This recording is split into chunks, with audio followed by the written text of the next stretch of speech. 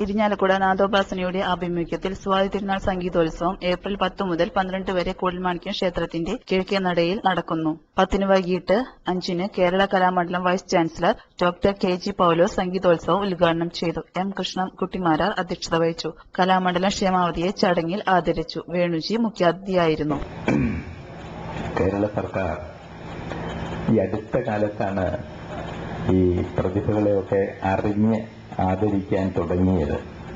നമ്മുടെ കലാകാരന്മാർ വിവിധ മേഖലകളിൽപ്പെട്ടവർക്ക് ഇപ്പോൾ കഥകളിയിലുണ്ട്, വാദ്യരംഗത്തുണ്ട്, ഇപ്പൊ മിക്കവാറും എല്ലാ രംഗത്തും ഉള്ളവരെ അറിഞ്ഞ് ആദരിക്കാൻ തുടങ്ങിയത് ഈ കാലത്താണ്.